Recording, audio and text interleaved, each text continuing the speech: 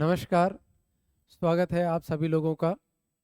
आज CET senior secondary level की प्रथम पारी का प्रश्न पत्र समाप्त हो चुका है और हम लोग उम्मीद करते हैं कि इसमें बैठने वाले सभी अभ्यर्थियों का पेपर बहुत ही शानदार हुआ होगा। इसी प्रश्न पत्र की आंसर की जो कि हमारे टीम के विशेषज्ञों द्वारा तैयार की गई है, वो आंसर की लेके मैं आपके सामने हाजिर हुआ हूँ। तो शुरू करते हैं आज प्रश्न संख्या 1 से। प्रश्न संख्या 1 जो कि हिंदी से संबंधित है, इसमें सूची 1 और सूची 2 दी हुई है और इसमें शब्द इसके विपरीत अर्थक शब्द पूछे गए। पहला शब्द है ऊर्ध्व, इसका विपरीत होता है अध। दूसरा शब्द है अवसान, इसका विपरीत होता है आरंभ। तीसरा शब्द तिक्त, इसका विपरीत होता है मधुर। और चौथा शब्द है सुधा, इसका विपरीत होता है गरल। अर्थात ऑप्शन होगा हमारा ए का 2, बी का 3, सी का 1 और डी का 4। यानी प्रथम प्रश्न का उत्तर होगा ऑप्शन नंबर बी। आगे बढ़ते हैं दूसरे प्रश्न की ओर। दूसरा प्रश्न है धीरे धीरे, इसमें कौन सा समास है? तो धीरे धीरे ये अवयव है और इसमें समास होगा वो होगा अव्ययीभाव समास। प्रश्न संख्या 3, प्रश्न संख्या 3 है जिसमें पूछा है जिसके समान दूसरा नहीं है वह, अर्थात जिसके समान कोई दूसरा नहीं हो, अद्वितीय यानी जैसा कोई दूसरा नहीं हो, तो इसका उत्तर क्या होगा? अद्वितीय। दूसरे शब्दों को देखें तो द्वैत, द्वैत का अर्थ होता है दो। अपूर्व यानी जो पहले नहीं हुआ हो, और द्वापर हम जानते हैं समय काल से संबंधित है। तो प्रश्न संख्या 3 का उत्तर होगा ऑप्शन नंबर 1। 4 नंबर प्रश्न की ओर आगे बढ़ते हैं तो देखते हैं कि प्रश्न है हमारा विश्व ऊर्जा शिखर सम्मेलन 2024 कहाँ आयोजित किया गया? विश्व भविष्य ऊर्जा शिखर सम्मेलन 2024, इसका आयोजन हुआ था अबू धाबी में। अबू धाबी क्या है भाई? Abu Dhabi UAE, United Arab अमीरात की राजधानी है। ठीक है, आगे बढ़ते हैं प्रश्न संख्या 5 की ओर। प्रश्न संख्या 5 है, ये पूछ रहा है कि भारत व जापान पांचवा संयुक्त सैन्य अभ्यास, पांचवा संस्करण है इसका, इस अभ्यास का नाम है धर्मा गार्जियन। तो पहले तो हमें ये ध्यान रखना बच्चों कि धर्मा गार्जियन संयुक्त सैन्य अभ्यास किसके बीच में होता है? भारत और जापान के। अभी लेटेस्ट कौन सा हुआ है? 5वां संस्करण। ये कहाँ आयोजित किया गया है? हम जानते हैं ज्यादातर हमारे राजस्थान में ही आयोजित होता है। ये राजस्थान में आयोजित हुआ है। राजस्थान में कहाँ? राजस्थान में महाजन फील्ड बीकानेर, महाजन फील्ड बीकानेर में जो है इसका आयोजन किया गया। ठीक है दोस्तों, आगे बढ़ते हैं अगले प्रश्न की ओर। अगला प्रश्न पूछ रहा है कि निम्नलिखित में से कौन सी टीम संतोष ट्रॉफी की चैंपियन बनी? कौन सी टीम संतोष ट्रॉफी की चैंपियन बनी? संतोष ट्रॉफी ये सर्विसेज ने जीती। कौन सी टीम ने जीती भाई? सर्विसेज ने जीती। और किसको हराया? ये इन्होंने गोवा को हराया। गोवा को हराया, यानी इसमें मुख्य विजेता थी वो सर्विसेज टीम थी और उप विजेता थी, रनर अप जो थी वो थी गोवा की टीम। आगे बढ़ते हैं 7वें प्रश्न की ओर। 7वां प्रश्न है कि भारत में 18वीं लोकसभा के आम चुनाव में, आम चुनाव कितने चरणों में पूर्ण हुए? आप लोगों को सब पता है, हमारे यहाँ अभी 18वीं लोकसभा के चुनाव हुए हमारे यहाँ और नई सरकार का गठन हुआ है। ये लोकसभा चुनाव कुल 7 चरणों में पूरे हुए। कितने चरणों में पूरे किए गए थे? 7 चरणों में पूरे किए गए थे। ठीक है दोस्तों, आगे बढ़ते हैं 8वें प्रश्न की ओर। 8वां प्रश्न क्या पूछ रहा है? 8वां प्रश्न पूछ रहा है यदि यह दिया गया है कि दो समकोण त्रिभुजों पी क्यू आर एवं ए बी सी में एंगल पी 25 डिग्री के बराबर है, एंगल सी 25 डिग्री के बराबर है, एंगल क्यू जो है वो एंगल बी के बराबर है, दोनों 90 डिग्री के हैं, तथा पी जो है वो पी जो है एवं पी बराबर सी ए हो तो निम्नलिखित में से कौन सा सत्य है। तो इन्होंने कौन सा क्या होगा इसमें सभी लोगों को बताइए जरा। ट्रायंगल पी क्यू आर ये बराबर इक्वल टू होगा इसके अपने ट्रायंगल ए सी बी, या ट्रायंगल पी क्यू आर होगा बराबर ट्रायंगल सी बी ए के, या ट्रायंगल पी क्यू आर बराबर होगा ट्रायंगल सी ए बी के, या ट्रायंगल पी क्यू आर बराबर होगा ट्रायंगल बी ए सी के। तो इसमें दोस्तों उत्तर होगा option number B, triangle P Q R बराबर होगा ट्रायंगल सी बी ए के। आगे बढ़ते हैं, मैथ का एक और प्रश्न है हमारे सामने। यदि कॉसेक थीटा बराबर एक्स बाय वाई है तब under root 3 cot theta plus 1 divided by ten theta plus under root 3 के बराबर है। दोस्तों ये गणित का प्रश्न है जो मैं आपको सीधा इसका उत्तर ही बता रहा हूं। ऑप्शन नंबर 9 का उत्तर होगा ऑप्शन नंबर डी। प्रश्न नंबर 9 का उत्तर होगा ऑप्शन नंबर डी। आगे बढ़ते हैं दोस्तों, और इसमें हमारे पास प्रश्न है प्रश्न संख्या 10। इसमें पूछा गया है यदि a बराबर 0.1069 है तब under root 4a square plus 1 minus 4a plus 3a का मान है। तो इसका मान क्या निकल रहा है दोस्तों, किसी को पता है? ये हमारे विशेषज्ञ कह रहे हैं कि इसका जो मान है नहीं निकाला जा रहा, तो यह प्रश्न जो प्रश्न संख्या 10 है ये डिलीट होगा। ध्यान रखें बच्चों, क्या कहना है हमारे गणित विशेषज्ञों का, उनका कहना है कि प्रश्न संख्या 10 जो है वो डिलीट होगा। तो इस पर ज़्यादा चर्चा नहीं करते हैं, वापस आते हैं हमारे प्रश्न संख्या 11 की ओर। 11 क्या कहता है, ये पूछ रहा है निम्नलिखित में से अशुद्ध लिखित वाक्य कौन सा है। कैसा अशुद्ध लिखित वाक्य कौन सा है? अगर हम देखें तो पहला ऑप्शन है जल्दी वापस लौटकर आना। इसमें वापस और लौटकर आना एक ही क्रिया हुई। मैं प्रातः काल घूमने जाता हूं, ये सही लग रहा है, लेकिन इसमें एक त्रुटि है, वो ये है कि माँ के ऊपर बिंदी होनी चाहिए जो कि इसमें दिखाई नहीं दे रही है। वह वहां से चल दिया, ये गलत है। कृपया यहाँ बैठिए, यह भी गलत है। नहीं, यह सही है। अशुद्ध ढूंढना है हमें, ठीक है। तो अब देखिए ये वह वहां से चल दिया, ये सही है। कृपया यहाँ बैठिए, ये भी सही है। जल्दी वापस लौटकर आइए, वापस और लौटकर आना, ये भी अशुद्ध लग रहा है। अब देखा जाए तो ये भी अशुद्ध लग रहा है क्योंकि इसके ऊपर म के ऊपर बिंदी आनी चाहिए। तो ये प्रश्न यदि कोई इसके ऊपर आक्षेप उठाता है, कोई प्रश्न उठाता है इस पे किसी प्रकार की, तो हो सकता है ये प्रश्न भी डिलीट हो जाए। अभी के हिसाब से हमें ऑप्शन नंबर ए सही लग रहा है, जबकि ऑप्शन नंबर बी भी सही हो सकता है यदि इसमें बिंदी लगी हो, किसके ऊपर, म के ऊपर बिंदी लगी हुई तो हो। तो हमें थोड़ा इस पे ध्यान रखना है, ये देखना है कि आखिर हम अधीनस्थ बोर्ड इसका उत्तर क्या मानता है। अभी हम मान के चल रहे हैं 11 का ऑप्शन नंबर ए। ठीक है दोस्तों, आगे बढ़ते हैं। प्रश्न संख्या 12 क्या पूछ रहा है? 12 अनेकार्थिक शब्द पतंग क्या पूछ रहा है? पतंग का निम्नलिखित में से एक अर्थ नहीं है। सूर्य, जी हाँ, सूर्य पतंग का एक अर्थ होता है। फतिंगा, जी हाँ, फतिंगा भी पतंग का अर्थ होता है। पक्षी भी जो है पतंग का अर्थ होता है। बादल जो है वो इसका अर्थ नहीं होता। इसका मतलब प्रश्न संख्या 12 का उत्तर होगा ऑप्शन नंबर बी, बादल। प्रश्न नंबर 13 की ओर आगे बढ़ते हैं। 13 क्या पूछ रहा है? क्रिया के अंत में लगने वाले प्रत्यय कहलाते हैं। क्रिया के अंत में लगने वाले प्रत्यय कहलाते हैं। तो इसका उत्तर होगा कृदंत। कौन से होंगे भाई? कृदंत। कौन से पूछे प्रत्यय? ये दो प्रकार के होते हैं, एक कृदंत एक तदित। तो संज्ञा, सर्वनाम, विशेषण, इनके पीछे जो प्रत्यय लगते हैं वो तो होते हैं तदित, और जो क्रिया के अंत में जो प्रत्यय लगते हैं वो होते हैं कृदंत। तो प्रश्न संख्या 13 का उत्तर होगा कृदंत, ऑप्शन नंबर सी। ठीक है दोस्तों, आगे बढ़ते हैं। आगे अब हमारे पास प्रश्न है प्रश्न संख्या 14। प्रश्न संख्या 14 में जो हमसे पूछा गया प्रश्न आ रहा है कि फसलों से के सबसे उपयुक्त रूप में मेल किए गए जोड़ों को चुनिए।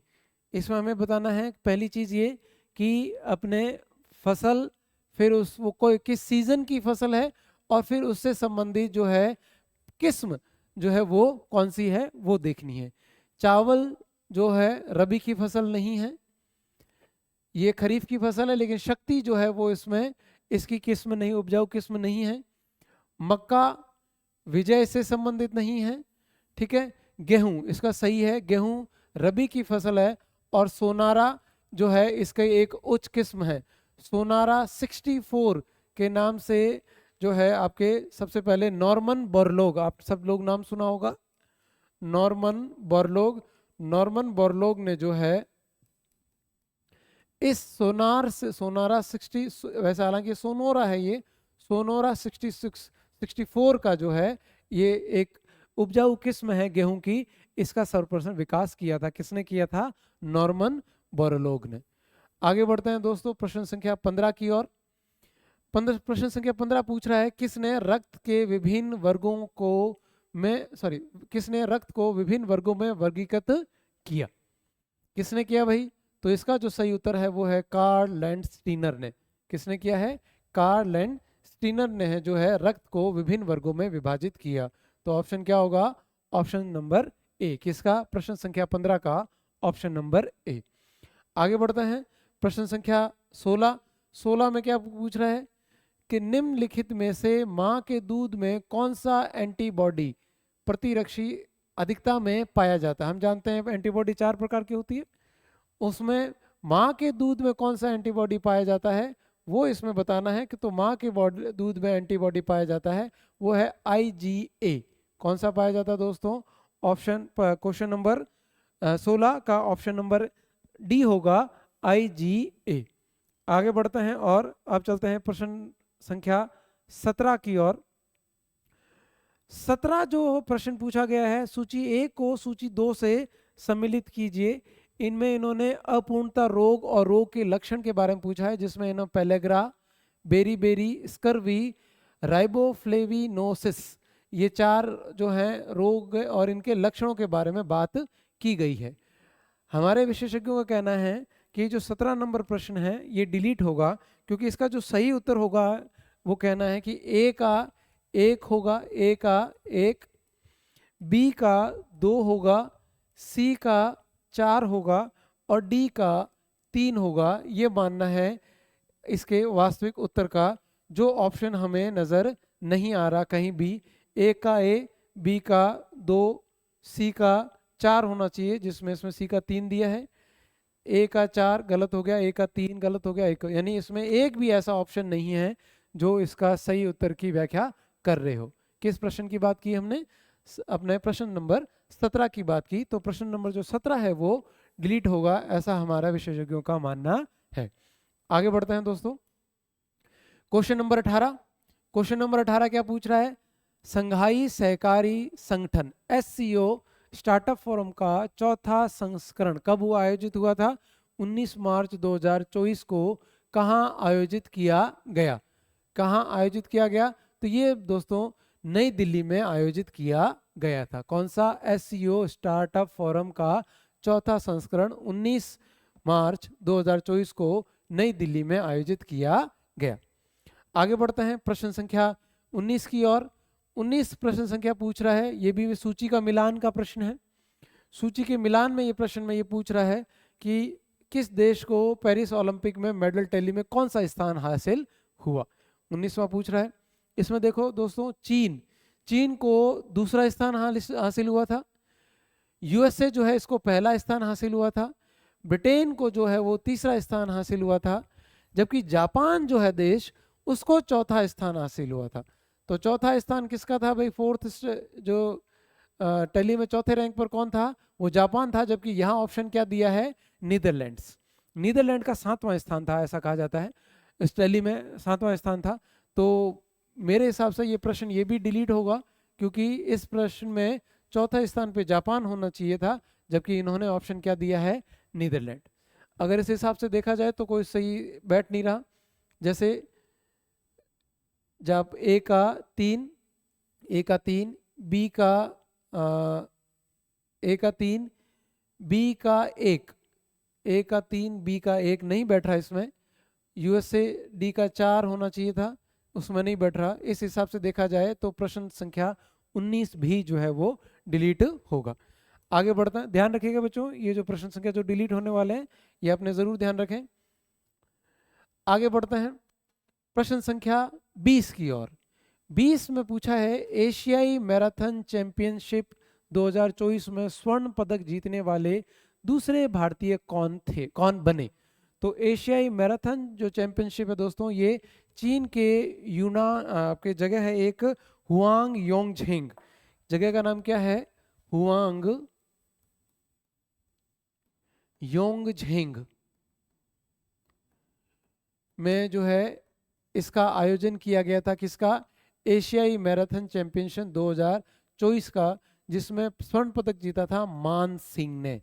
ध्यान रखना इसका उत्तर क्या होगा, बी, ये स्वर्ण पदक जीतने वाले दूसरे भारतीय बने। तो पहले कौन थे दोस्तों, पहले थे गोपी थोनाकल, ये जो गोपी टी लिखा है इनका पूरा नाम है गोपी थोनाकल, ये पहले व्यक्ति थे भारत के जिन्होंने एशियाई मैराथन चैंपियनशिप में स्वर्ण पदक जीता था, और मान सिंह जो है ये दूसरे बने स्वर्ण पदक जीतने वाले दूसरे धावक बने। आगे बढ़ते हैं दोस्तों प्रश्न संख्या 21 की ओर। 21 क्या पूछ रहा है, 21 में प्रश्न में पूछा गया है कौन सा देश दुनिया का दूसरा सबसे बड़ा मोबाइल फोन उत्पादक देश बनकर उभरा। तो दोस्तों हम जानते हैं कि भारत जो है दुनिया का सर्वाधिक जनसंख्या वाला देश बन चुका है, ये आप सब लोगों को पता होगा, और हम लोग जो है सबसे बड़ा एक तरह से उपभोक्ता हैं, लेकिन ये उत्पादक का पूछ रहा है, तो सबसे बड़ा उत्पादक तो है चीन और दूसरा सबसे बड़ा उत्पादक है भारत। तो भारत जो है वो दुनिया का दूसरा सबसे बड़ा मोबाइल फोन उत्पादक देश है। ठीक है दोस्तों, आगे बढ़ते हैं प्रश्न संख्या 22 की ओर। अगले पे 22 में ये अपने इंग्लिश से संबंधित प्रश्न आगे हैं। इंग्लिश में आगे देखते हैं क्या करना है, इसमें क्या पूछ रहे हैं, choose the most appropriate reported form of the sentence given. क्या है सेंटेंस इसमें, he said to us don't walk on ice it isn't safe. क्या पूछा है, he said to us don't walk on ice it isn't safe. He warned us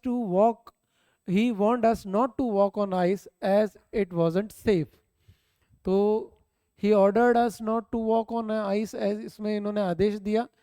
he told us to avoid walking on ice as it isn't safe, और he said not to walk on ice as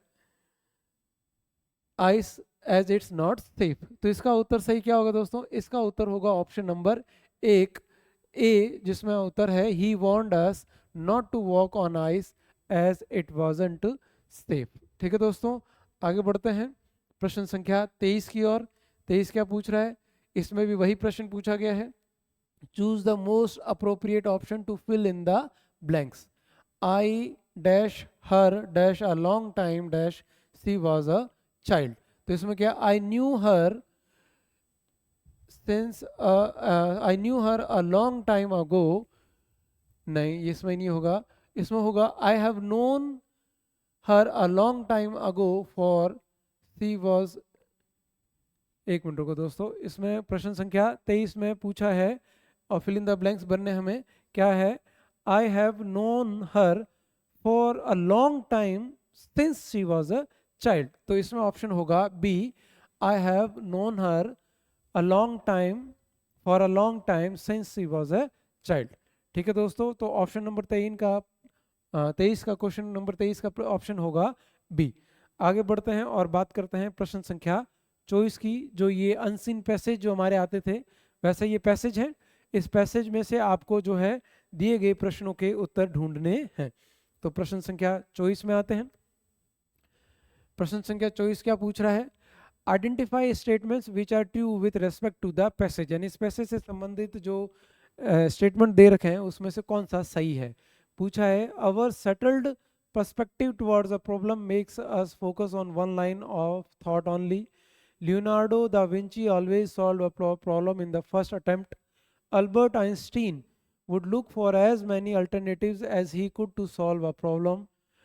Exclusive thinking enhance creativity and imaginations। तो इसमें जो प्रश्न है इसका option होगा B and सी। इसका option क्या है, चॉइस प्रश्न संख्या 24 का ऑप्शन क्या है, B A and C, sorry क्या है option number B A and C जो है वो इसका उत्तर होगा। आगे बढ़ते हैं दोस्तों क्वेश्चन नंबर 25 की ओर। 25 क्या पूछ रहा है दोस्तों? 25 पूछ रहा है which of the following statement are not true with respect of the passage, यानी इस पैसेज से संबंधित दिए गए अपने स्टेटमेंट कौन सा सही नहीं है। With creative thinking one generate as many alternative approaches as one can. Exclusive thinking lead us to the important pieces of the puzzle. Inclusive thinking makes one look for different ways to look at the problem. Or exclusive thinking makes us broaden our attention and look for potential alternatives. और creativity and inclusive approach go hand in hand. तो इसमें प्रश्न संख्या 25 में जो option बताया गया है वो बताया गया है ऑप्शन संख्या ए, बी एंड डी ओनली। कौन सा बताया गया दोस्तों? ऑप्शन संख्या ए, बी एंड डी ओनली। प्रश्न संख्या 26 में आते हैं, देखते हैं क्या पूछा है। The feature that defines creative thinkings are multi dimensional approach, willingness to explore, biased approach, not easily satisfied. इसमें ऑप्शन नंबर होगा दोस्तों B, A, B and D only. तो इसका उत्तर होगा 26 का option number B, A, B and D only.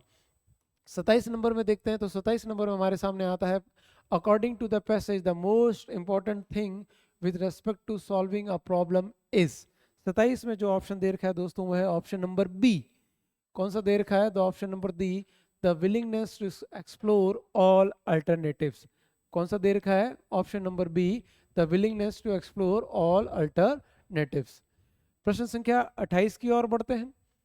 Choose the antonyms of the word surplus from the given option. Surplus यानी जिसका मतलब होता है अधिक का, अधिक, ठीक है, जितना चाहिए उससे ज्यादा हो तो उसका मतलब होता है सरप्लस।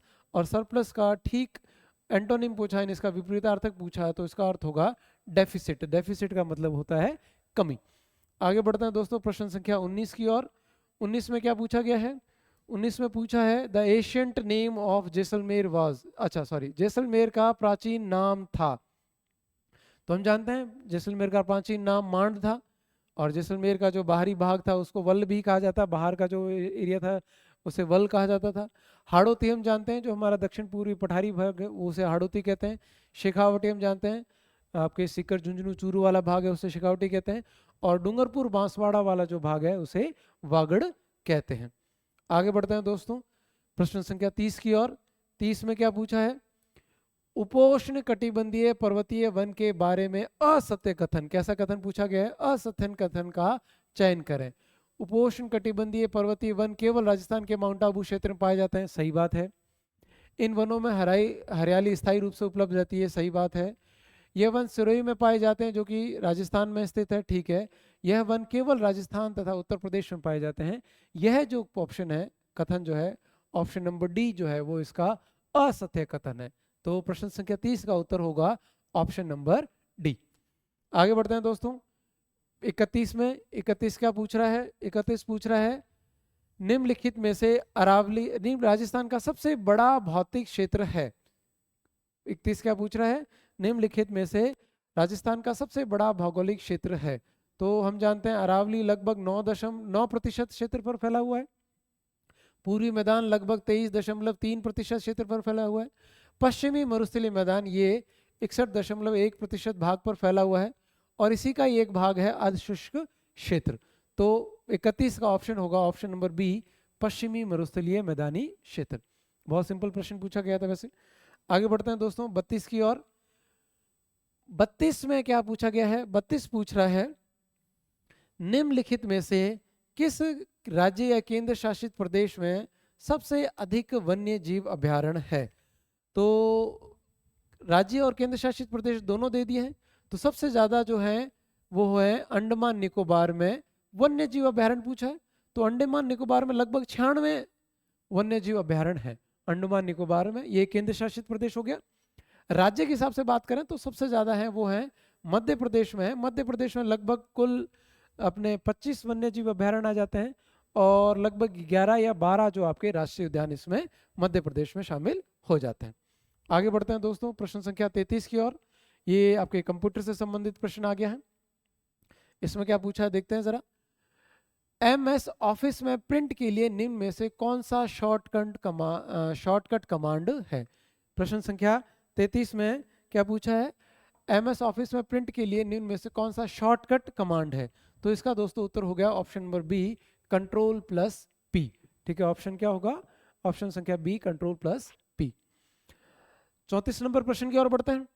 34 नंबर क्या पूछ रहा है कि बाईं तरफ, ये जो हमें ऑप्शन दिया है जो डैश डैश दे रखे हैं, कि बाईं तरफ दो शब्दों के मध्य, के बाईं तरफ दो शब्दों के मध्य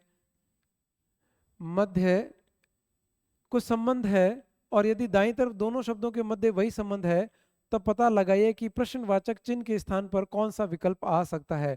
ये आपके रीजनिंग से संबंधित प्रश्न है। इसमें जो ऑप्शन नंबर होगा दोस्तों वो होगा ऑप्शन नंबर डी, KOPT। कौन सा होगा? Option number D, KOPT। आगे बढ़ते हैं दोस्तों प्रश्न संख्या 35 की और। मैथ का प्रश्न है ये। इसमें हमें नीचे ये कुछ बॉक्सेस दिए हैं, कागज की शीट को काटकर कौन कौन से बॉक्स बन सकते हैं उनका चयन करना है। तो ये कागज है, इस कागज को इस तरह शीट में काटा। अब इसको जब आपस में जोड़ेंगे तो किस प्रकार के बॉक्स बनेंगे वो इसमें पूछा गया है। तो इसमें से सबसे उपयुक्त तरीका कौन सा है बॉक्स बनने का दोस्तों?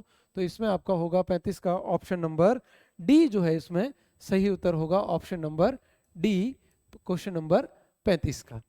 ठीक है दोस्तों, थोड़ा सा स्पीडली चल रहे हैं हम लोग ताकि आप लोगों को जो है जल्दी से इन सभी प्रश्नों के उत्तर मिल सके, और मैं कोशिश यही कर रहा हूं कि ज़्यादा एक्सप्लेनेशन ना देकर सभी प्रश्नों को उत्तर जो है आपके सामने प्रेजेंट कर सकूं।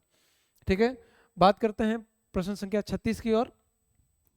36 फिर से हिंदी का प्रश्न आ गया दोस्तों। हिंदी में पूछा है निम्नलिखित में से अन्य पुरुषवाचक सर्वनाम है। तो कौन सा है अन्य पुरुषवाचक? तो मैं मुझसे संबंधित हो गया, आप व्यक्ति से संबंधित हो गया, हम ये ग्रुप से संबंधित हो गया, वे जो है वो अन्य से संबंधित हो गया है। तो इसमें 36 जो है इसका उत्तर होगा ऑप्शन नंबर 2, बी, वे। 37 में बढ़ते हैं। निम्नलिखित में से जातिवाचक संज्ञा नहीं है। क्या पूछा है? जातिवाचक संज्ञा नहीं है। तो विद्वान, जी हाँ जाति है, सती है, गांव भी जाति है, ठगी, ठगी जो है ये भाव है, ठगी क्या है? ये भाव है, तो ये भाववाचक संज्ञा हो जाएगा, ना कि जातिवाचक संज्ञा। तो प्रश्न संख्या 37 का होगा ऑप्शन नंबर डी। ठीक है दोस्तों, आगे बढ़ते हैं 38वें नंबर प्रश्न की ओर। 38वां नंबर प्रश्न क्या कह रहा है?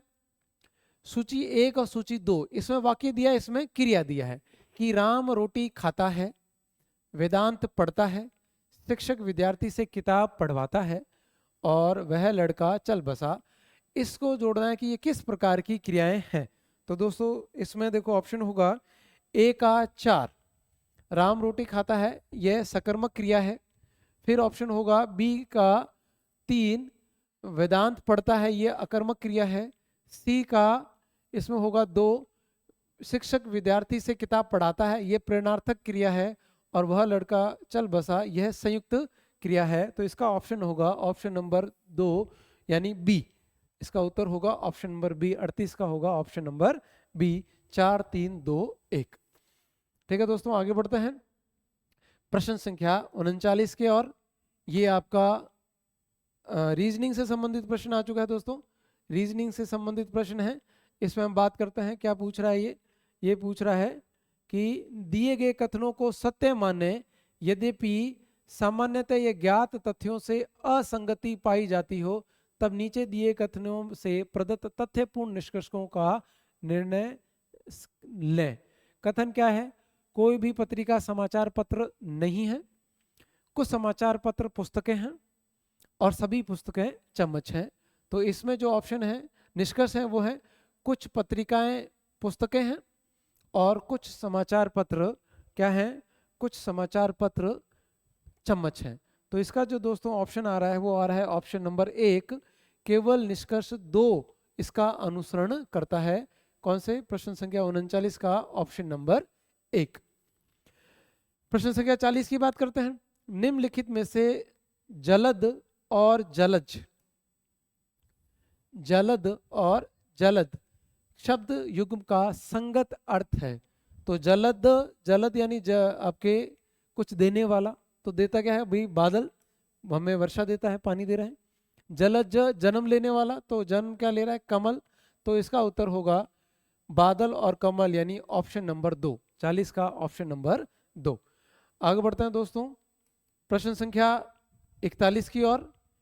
मुख्यमंत्री कोरोना सहायता योजना पूरे राजस्थान में कब लागू हुई? मुख्यमंत्री कोरोना सहायता योजना पूरे राजस्थान में कब लागू हुई? तो दोस्तों ये हुई थी जून 2021 को। कब हुई थी? जून 2019 को। एग्जैक्ट डेट है 25 जून 2021 को जो है ये लागू हुई थी। तो इसका ऑप्शन होगा ऑप्शन नंबर सी, 41 का सी। फिर आते हैं अपने क्वेश्चन नंबर 42 की ओर। ये क्या पूछ रहा है? ये पूछ रहा है कि भड़ला सोलर पार्क, ये तो हम जानते हैं कि इसके भड़ला के बारे में बहुत प्रश्न आ चुके हैं, लगभग हर बार प्रश्न आए। और जो इसके बाद वाले शिफ्टों में पेपर आंसर देने वाले हैं, प्रश्न पत्र में बैठने वाले विद्यार्थी हैं, वो भी ध्यान रखने, इससे रिलेटेड प्रश्न और भी आ सकते हैं। तो भड़ला जोधपुर में है, हम सब जानते हैं, ठीक है, और सबसे बड़ा सोलर पार्क है ये। तो इसके प्रश्न तो बार बार आते ही रहते हैं। आगे बढ़ते हैं दोस्तों प्रश्न संख्या 43 की ओर। ये आ गया हमारे इतिहास, कला, संस्कृति से, उससे आ गया है। ये है प्रश्न, जैसा कि राजस्थान के प्राचीन ग्रंथों में उल्लेखित है कि राजस्थान का वह किला जहाँ युद्ध की योजना और रणनीति बनाने में निपुण सैनिक रहते थे उसे कहा जाता था। तो हम जानते हैं जहाँ सेना रहती थी, वो योजना बनाते थे, वो हमेशा क्या कहलाता था? सैन्य दुर्ग कहलाता था। तो क्वेश्चन 43 का, प्रश्न संख्या 43 का उत्तर होगा ऑप्शन नंबर ए, सैन्य दुर्ग। आगे बढ़ते हैं प्रश्न संख्या 44। 44 क्या पूछ रहा है? 44 कह रहा है किस सभ्यता के लोग अपने मृतकों को आभूषणों के साथ दफनाते थे? तो अब दफनाने के हमें ऑप्शन मिले हैं कहाँ से? आहड़ से। कहाँ से मिले हैं? आहड़ से। बनास नदी के किनारे ये सभ्यता है आहड़। आहड़ से हमें ये अपने सब जानकारी मिली है कि सभ्यता के जो लोग हैं वो मृतकों को आभूषणों के साथ दफनाते थे। तो 44 का ऑप्शन होगा ऑप्शन नंबर बी, आहड़। ठीक है, सही बात है दोस्तों। आगे बढ़ते हैं प्रश्न संख्या आपके 45 की ओर। 45 में क्या पूछा है? 45 पूछ रहा है कि कपूर चंद कुलिश किस समाचार पत्र के संस्थापक थे? तो हम जानते हैं कि हमारे राजस्थान में सबसे बड़ा पत्र का अपने समाचार पत्र माना जाता है वो है राजस्थान पत्रिका, और इसके संस्थापक जो है वो कर्पूर चंद कुलिश जी रहे हैं। आगे बढ़ते हैं दोस्तों प्रश्न संख्या 46 की ओर। ये आपके ज्योग्राफी से संबंधित प्रश्न आया है। इसमें क्या पूछा है? इसमें पूछा है किस क्रांति के प्रसार से भारत में खाद्यान्न में आत्मनिर्भरता प्राप्त करने में सक्षम हुआ? ठीक है, खाद्यान्न में। तो हम जानते हैं ये खाद्यान्न जो है हरित क्रांति से संबंधित था। हरित क्रांति के कारण जो है भारत न केवल खाद्यान्न में आत्मनिर्भर हुआ, बल्कि भारत आज खाद्यान्नों के निर्यात में विश्व का दूसरा सबसे बड़ा राष्ट्र है। सबसे बड़ा चीन है, दूसरा सबसे बड़ा जो है वो भारत है। तो कौन सी क्रांति? हरित क्रांति, जो 1966-67 में जो है वो इसको जो अपने स्टार्ट किया गया था 1967 में, हरित क्रांति। ठीक है दोस्तों, आगे बढ़ते हैं प्रश्न संख्या 47 में। इसमें पूछा है योजना आयोग की स्थापना किसकी अध्यक्षता में की गई थी? अब हम जानते हैं योजना आयोग को समाप्त कर दिया गया है 2014 में, और उसकी जगह नीति आयोग आ चुका है। तो योजना आयोग की अध्यक्षता भी प्रधानमंत्री करते थे और नीति आयोग की अध्यक्षता भी प्रधानमंत्री करते हैं। तो 47 का होगा ऑप्शन नंबर डी। आगे बढ़ते हैं दोस्तों प्रश्न संख्या 48। ये पूछ रहा है कि भारत में उत्पादित वस्तुओं को आयात से बचाने के लिए सरकार ने किसका प्रयोग किया? तो उत्पादित वस्तुओं को आयात से क्या करती है सरकार कि भी ज़्यादा आप लोग जो है ज़्यादा बाहर से चीज़ें आयात ना करो, यहाँ ही जो उत्पादित हो रही है वस्तु उन्हीं का प्रयोग करो। तो इसके क्या करी? तो उसके ऊपर कोटा लगा देती है, शुल्क लगा देती। तो कोटा और टैक्स लगाने से क्या होती है? बाहर से आने वाली चीज़ें महंगी हो जाती है, तो यहाँ के लोग उसे नहीं खरीदते हैं। तो इसका ऑप्शन होगा 48 का option number B, both quotas and tariff, quota और शुल्क दोनों। 49 में आते हैं। राजस्थान में थेवा कला निम्न में से किस क्षेत्र से संबंधित है? तो हम भी सब जानते हैं थेवा कला जो प्रतापगढ़ का जो जोशी परिवार है वो थेवा कला के लिए फेमस है। बहुत आसानी से पूछा हुआ प्रश्न है। प्रश्न संख्या 50, माही बजाज सागर परियोजना माही बजाज सागर परियोजना निम्नलिखित में से भारत के किन राज्यों का संयुक्त उपक्रम है? तो हम जानते हैं ये राजस्थान और गुजरात का संयुक्त उपक्रम है। राजस्थान का इसमें हिस्सेदारी है 45%, गुजरात की हिस्सेदारी है 55%, और इसके तहत राजस्थान में 2 बांध बने हुए हैं और 1 बांध गुजरात में है जिसे कडाना बांध कहते हैं। ठीक है दोस्तों, आगे बढ़ते हैं प्रश्न संख्या 51 की ओर। इसमें कुछ कथन दिए गए हैं और इनमें हमें पूछना है कि सबसे उपयुक्त कौन से हैं।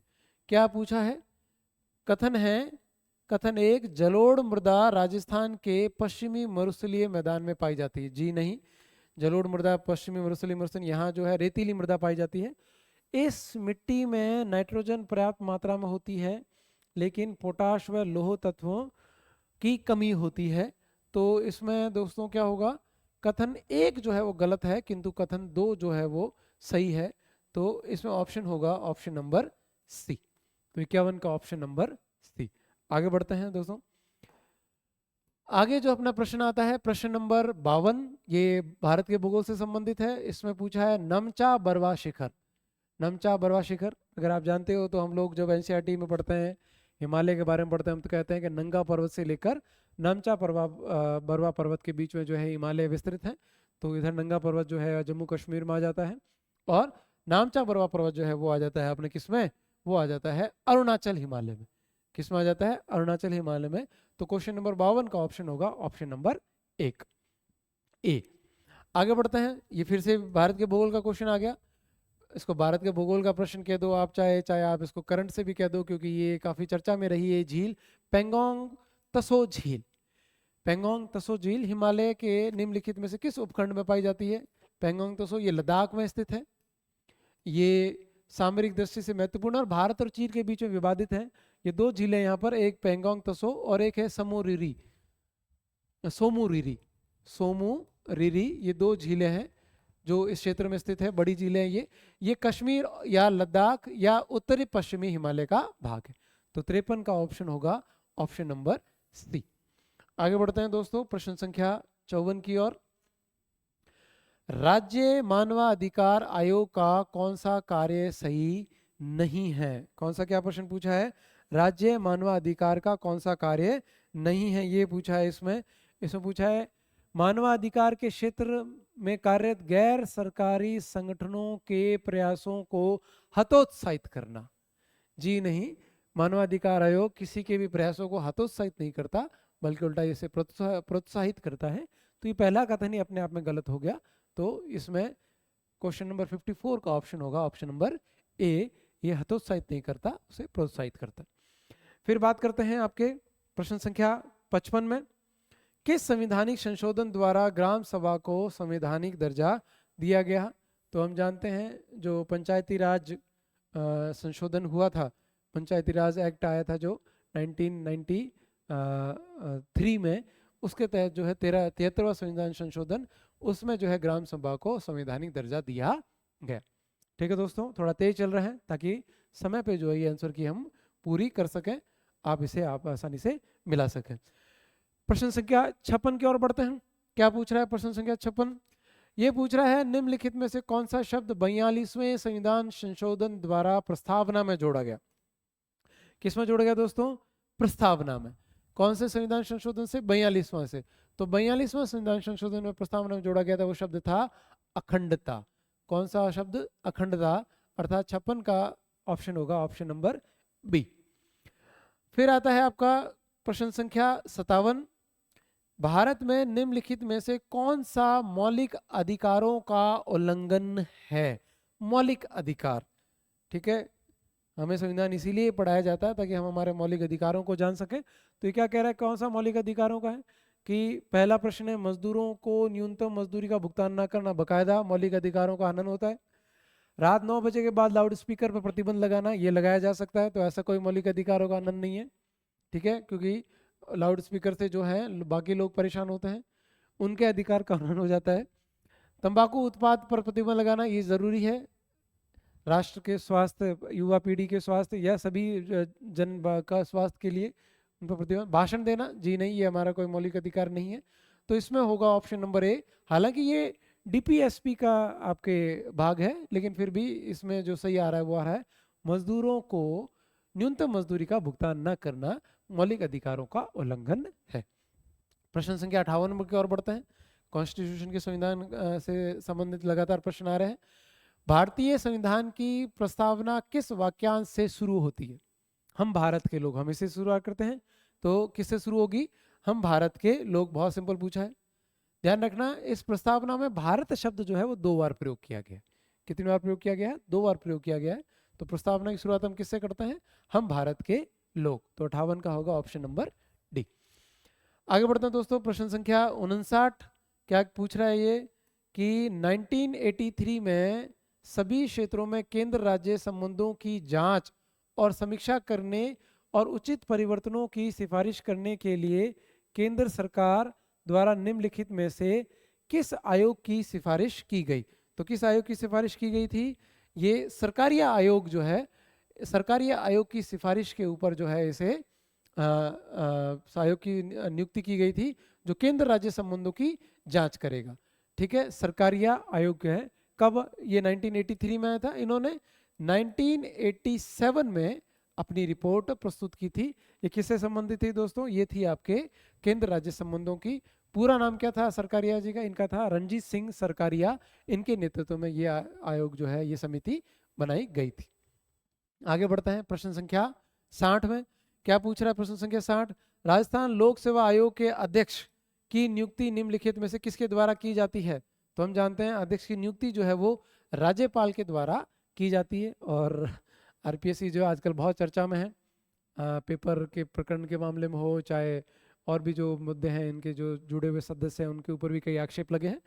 तो उनको नियुक्ति देने का काम तो किसका है? राज्यपाल का।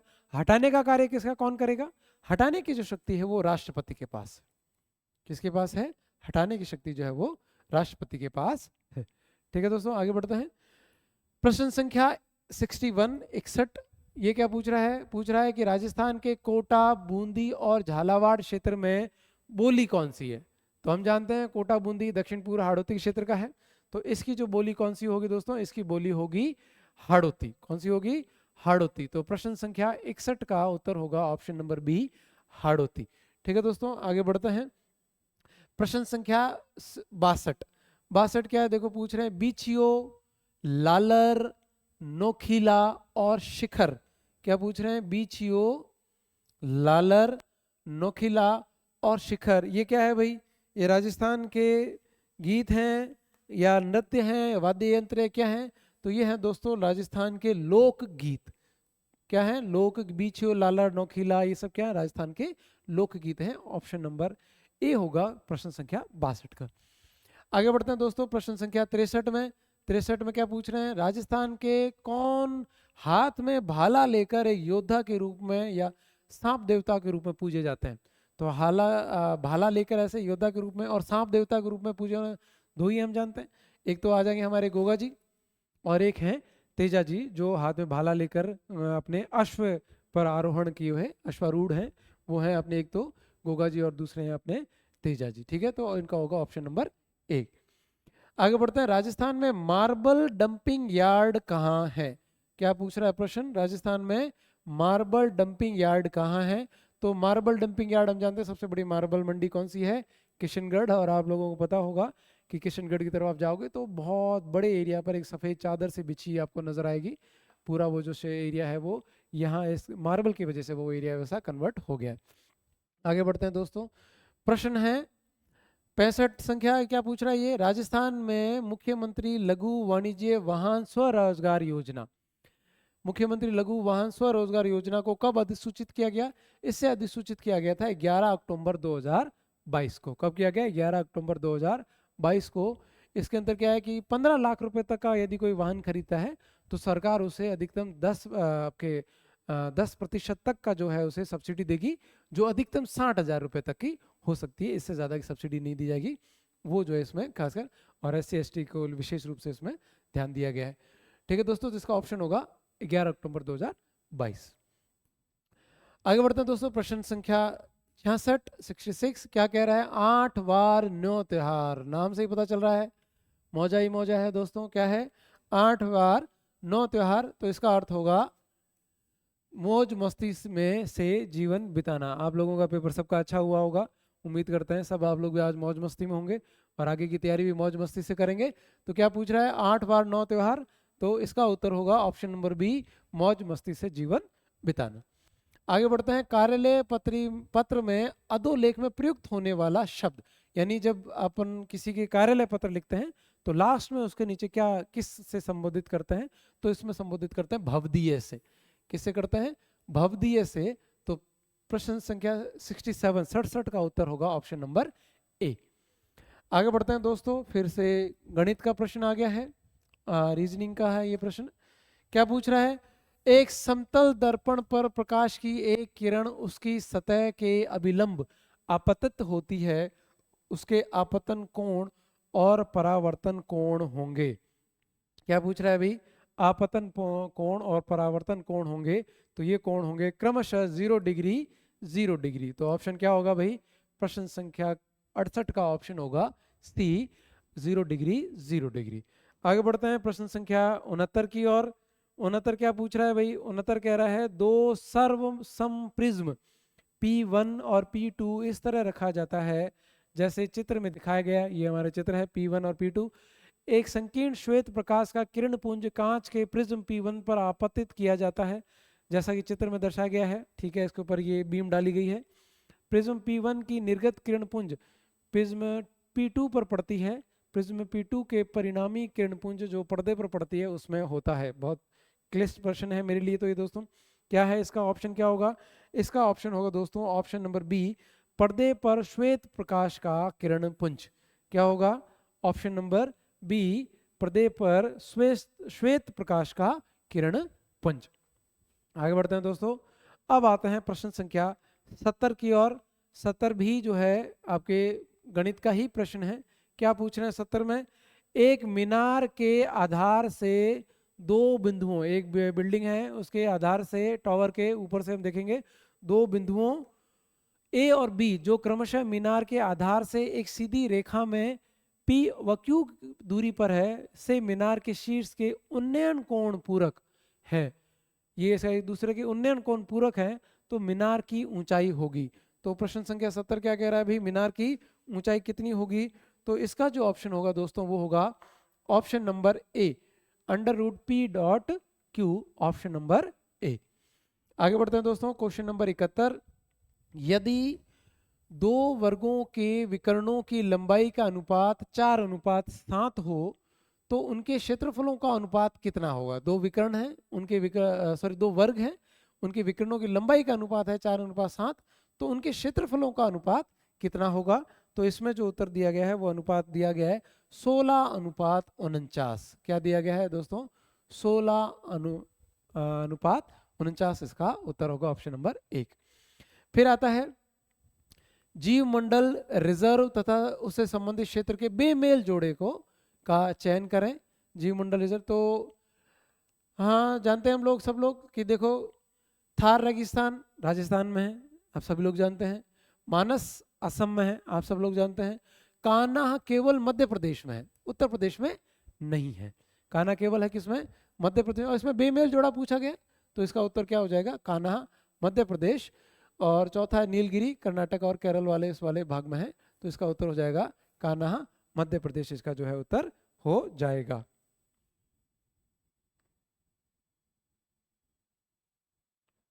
अच्छा, इसमें जो उत्तर दे रखा है दोस्तों वो उत्तर दे रखा है प्रश्न संख्या 72 का ऑप्शन नंबर 1, थार रेगिस्तान राजस्थान। ये देखा ऐसा, इसका अर्थ ये हो गया कि थार रेगिस्तान जो है वो जीव मंडल रिजर्व नहीं है। ध्यान रखें इसको त्रुटि को सुधार करें। 72 का जो ऑप्शन होगा वो होगा ऑप्शन नंबर ए, थार रेगिस्तान राजस्थान। हालांकि ये भी ध्यान रखें कान्हा केवल मध्य प्रदेश में ही है, उत्तर प्रदेश में तो नहीं है, केवल मध्य प्रदेश में पढ़ा जाता है। फिर भी इसको हमें ध्यान रखना है। इसका जो उत्तर होगा वो होगा ऑप्शन नंबर ए, थार रेगिस्तान राजस्थान। ठीक है दोस्तों, आगे बढ़ते हैं। प्रश्न संख्या 73 क्या पूछ रहा है, आनुवांशिक कूट, साइंस का प्रश्न है। आनुवंशिक कूट जेनेटिक कोड के बारे में गलत कथन को चुनिए। क्या पूछ रहा है, कौन सा गलत कथन होगा दोस्तों, क्या पूछ रहा है, 61 कोडोन एमिनो अम्लों के लिए कूट लिखित कराते हैं। ठीक है, फिर क्या पूछ रहा है, U U U phenyl phenylalanine के लिए कूट लेखन करता है। AUG केवल आरंभकर्ता कोडोन के रूप में कार्य करता है, इसका कोई अन्य कार्य नहीं है। यही दोस्तों इसका गलत कथन जो है वो बताया गया है। गलत कथन कौन सा है इसका? AUG आरंभकर्ता कोडोन के रूप में कार्य करता है, इसका अन्य कोई कार्य नहीं है। ये जो कथन है ये गलत होगा। Option number C. आगे बढ़ते हैं दोस्तों प्रश्न संख्या 74 की ओर। क्या पूछ रहा है? निम्नलिखित में से कौन सा नाइट्रोजन बेस डीएनए का घटक नहीं है? कौन सा नाइट्रोजन क्षारक जो है डीएनए का घटक नहीं है? ये भी साइंस का प्रश्न है। इसका उत्तर होगा दूसरा यूरेसिल। क्या होगा? तो प्रश्न संख्या 74 का भी उत्तर क्या होगा? यूरेसिल। आगे बढ़ते हैं, बात करते हैं 75वें क्वेश्चन की जो आपके कंप्यूटर से संबंधित है। क्या कह रहा है कि MS पावर पॉइंट में फ्लाई इन, क्या शब्द यूज किया गया है? फ्लाई इन क्या है? MS पावर पॉइंट में जो है फ्लाई इन से है वो क्या है भाई? तो फ्लाई इन जो है वो है एनिमेशन इफेक्ट, सॉरी क्या है? Animation effect. तो 75वें का ऑप्शन क्या होगा? Option number B. आगे बढ़ते हैं दोस्तों, फ्लॉपी डिस्क। क्या पूछ रहे हैं? फ्लॉपी डिस्क के बारे में निम्नलिखित कौन सा सत्य नहीं है? कंप्यूटर में एक फ्लॉपी डिस्क डाल जानते हो सब लोग। कौन सा? क्या डेटा को केवल तभी पढ़ा या लिखा जा सकता है जब राइट प्रोटेक्ट नॉच बंद या ढका हुआ हो। फ्लॉपी डिस्क माइलर प्लास्टिक से बनी होती है। माइलर प्लास्टिक की सतह लोह ऑक्साइड चुंबकीय पदार्थ से लेपित होती है और कुछ संस्करणों में केवल 1.44 MB ही संग्रहित किया जा सकता है। तो इसमें हमसे क्या पूछा है? सही कथन नहीं है पूछा है, ध्यान रखना बच्चों।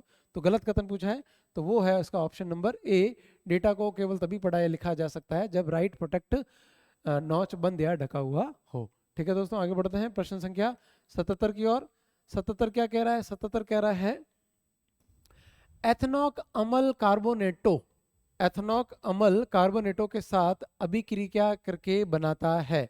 क्या बनाता है भाई? तो एथनॉक अम्ल कार्बोनेटो के साथ जब अभिक्रिया करता है तो क्या बनाता है? केवल लवण, कार्बन डाइऑक्साइड और जल बनाता है। क्या बनाता है? केवल लवण, कार्बन डाइऑक्साइड और जल बनाता है। ठीक है, तो ऑप्शन नंबर कौन सा होगा? ए, 77 का ए। आगे बढ़ते हैं दोस्तों 78 की ओर बढ़ते हैं। 78 क्या कह रहा है? कार्बन का वह गुण जो लंबी श्रृंखलाएं बनाने के लिए उत्तरदायी है। कार्बन का वह गुण जो लंबी श्रृंखलाएं बनाने के लिए उत्तरदायी है वो क्या कहलाता है? तो वो है आपके कैटिनेशन। हालांकि इन्होंने श्रृंखला पूछा, यहाँ उत्तर में भी श्रृंखला दे दिया, ऑप्शन में क्या दिया है? कैटिनेशन। तो 78 का होगा ऑप्शन नंबर डी।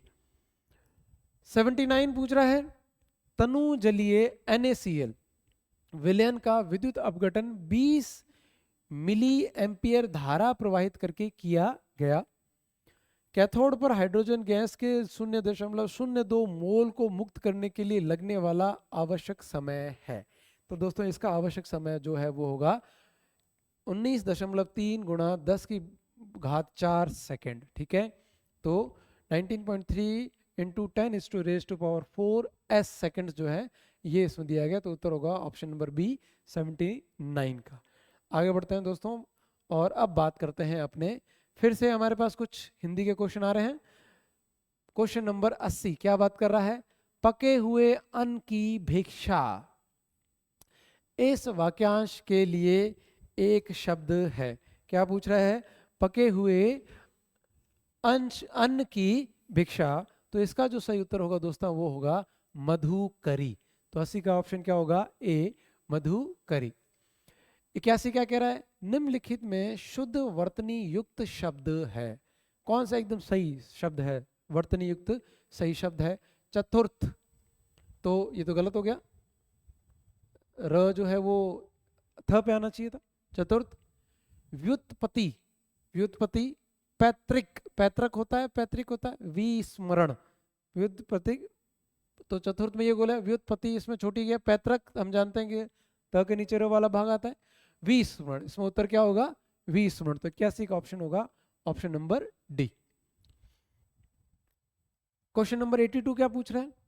शब्द व उसके पर्यायवाची के बेमेल जोड़े का चयन करें। यानी गलत का चयन करना है कि कौन सा जो है उसका पर्यायवाची नहीं है।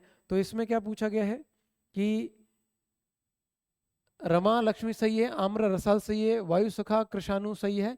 कौन सा गलत होगा? आनंद वासव। तो कौन सा गलत होगा दोस्तों? आनंद वासव जो है ये गलत है। 82 का ऑप्शन नंबर ए जो है इसका उत्तर होगा।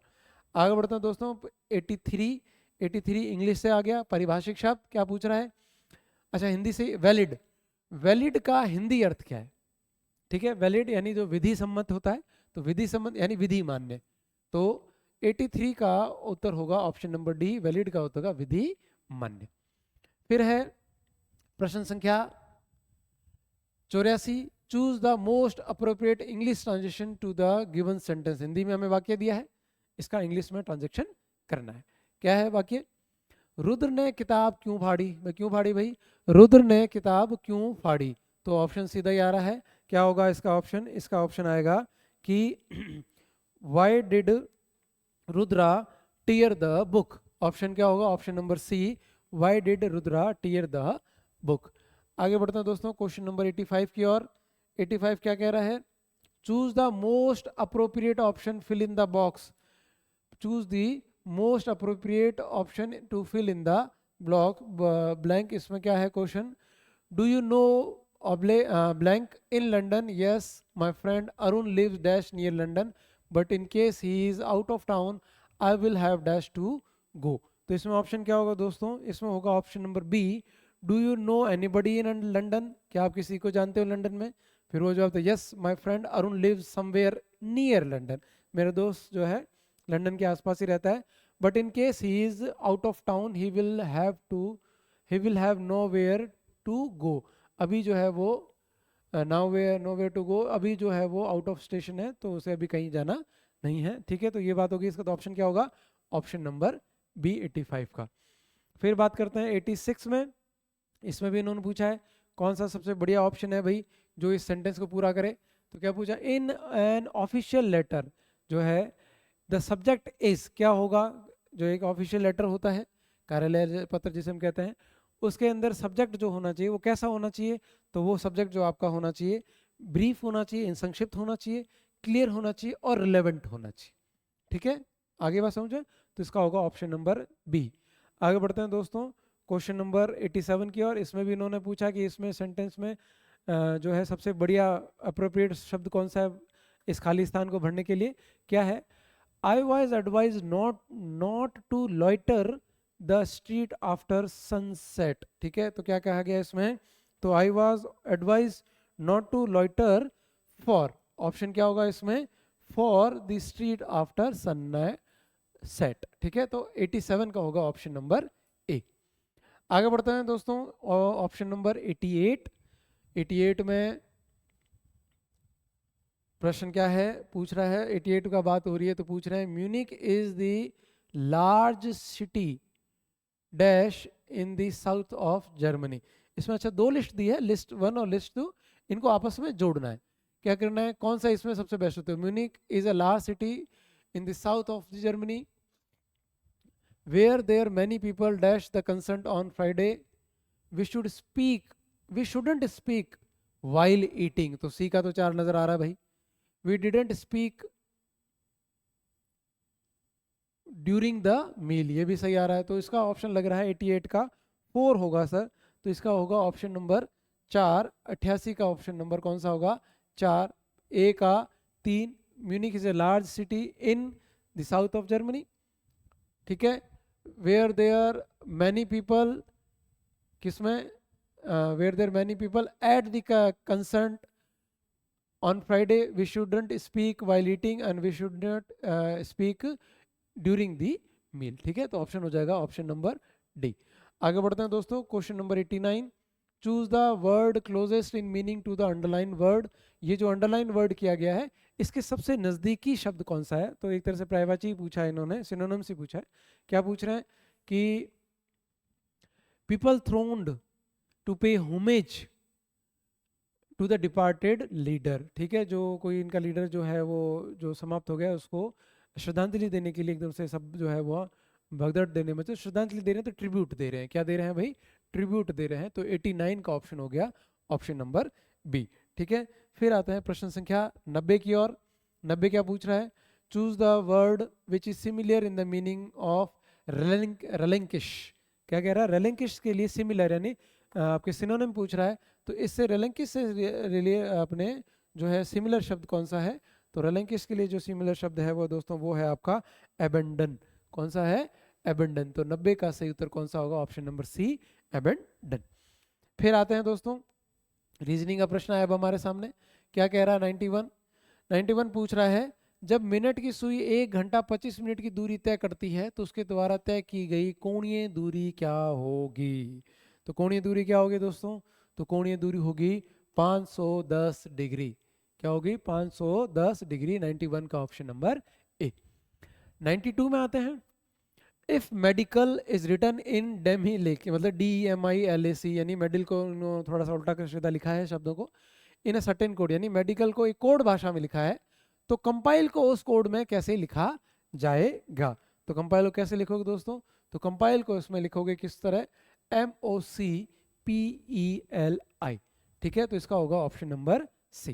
ठीक है दोस्तों, कोशिश यही की जा रही है कि आपको जल्दी से जल्दी सभी प्रश्नों के उत्तर बता दिए जाएं, क्योंकि आपके अंदर प्रश्न पत्र जैसे आपके हाथ में देखिए आप बाहर निकलते हो तो एक उत्सुकता रहती है कि फटाफट जो है हमें उत्तर मिल जाए और आपकी पुष्टि हो जाए कि आपके कितने प्रश्न सही हो रहे हैं।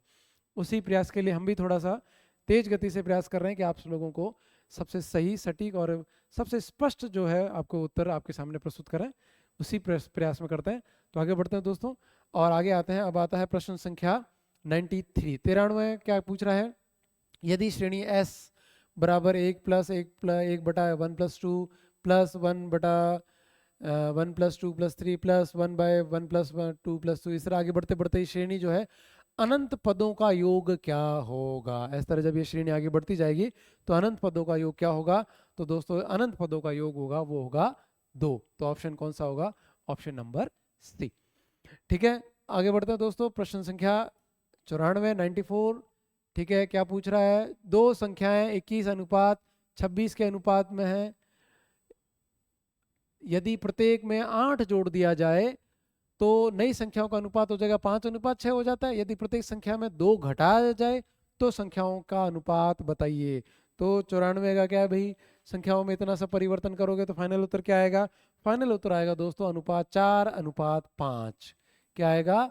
4:5। तो 94 का उत्तर होगा 4:5।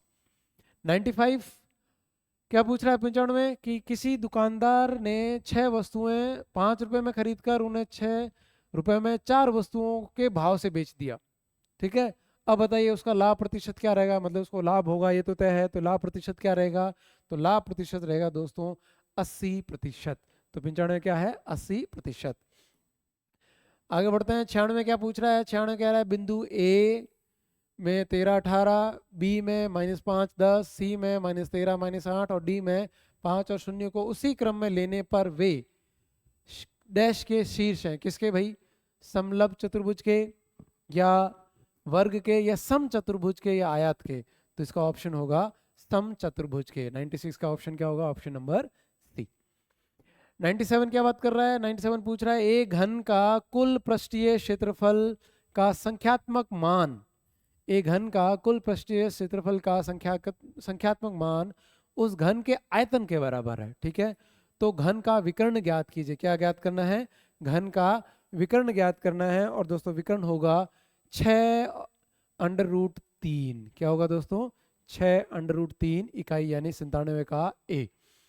98 क्या बात कर रहा है? 98 पूछ रहा है 4 खिलाड़ी A, B, C और D, ये 4 खिलाड़ी हैं दोस्तों, के खेल के मैदान में इस तरह खड़े हैं कि ए के पूर्व में है बी, ए के दक्षिण में है सी, ए के उत्तर में है डी खड़ा है। तो बी किस दिशा में खड़ा है? तो दोस्तों बताइए जरा, बी किस दिशा में खड़ा है? तो बी जो खड़ा है वो खड़ा है आपके उत्तर पश्चिमी दिशा में खड़ा है। तो 98 का ऑप्शन होगा ऑप्शन नंबर बी। ठीक है, आगे बढ़ते हैं दोस्तों। 99 क्या पूछ रहा है?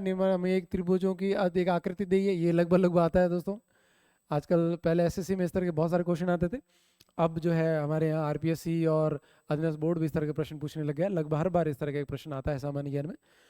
इसमें कितने ट्रायंगल्स है, कितने त्रिभुज हैं, उनकी संख्या बतानी है। इसके कई शॉर्ट मेथड्स होंगे। जब आप हमसे ऑनलाइन मेथड जुड़ोगे तो हमारे जो मैथ के टीचर हैं वो आपको इससे रिलेटेड जो शॉर्ट ट्रिक्स हैं वो आपको बताएंगे। अब इसमें जो उत्तर होगा वो क्या होगा दोस्तों? वो उत्तर है 99 का ए, 15।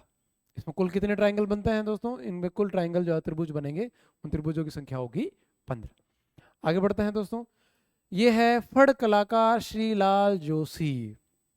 हम जानते हैं ये फड़ बनाने में इनको जो है पद्मश्री भी मिली हुई है। फड़ कलाकार श्रीलाल जोशी राजस्थान के किस स्थान से संबंधित है? ये तो चिरसम्मत प्रश्न है, हमेशा ही पूछा जाता है। तो इसका उत्तर है भीलवाड़ा से। किस स्थान से संबंधित है? भीलवाड़ा से संबंधित है। प्रश्न संख्या 101 क्या पूछ रहा है? 101 बात कर रहा है कि राजस्थान के राज्यपाल को कौन हटा सकता है दोस्तों? तो सबसे बड़ी बात, राज्यपाल को नियुक्ति करने का काम भी राष्ट्रपति का है और राज्यपाल को हटाने का काम भी किसका है? राष्ट्रपति का है। ठीक है। 102 क्या पूछ रहा है?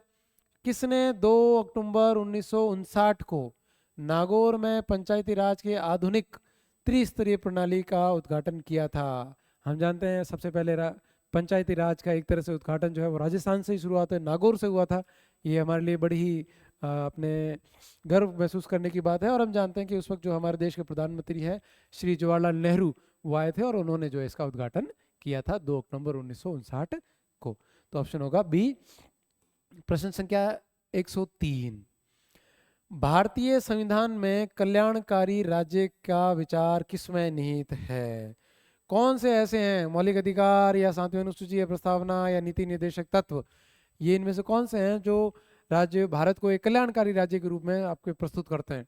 तो कौन है? वो हैं राज्य के नीति निर्देशक तत्व जो हैं वो संविधान में जो दिए गए हैं, वो एक तरह से राज्य के सामने, सरकार के सामने जो ये प्रस्ताव रखते हैं कि आपको इस तरह के कार्य करने चाहिए, वो जो है आपके इस तरह क्या क्या कार्य करने चाहिए लोगों के कल्याण के लिए। तो कल्याणकारी राज्य की भूमिका की विचार किसमें निहित है? वो है राज्य की नीति निर्देशक के ऊपर। ठीक है दोस्तों, तो अब तक हम 103 प्रश्न कर चुके हैं।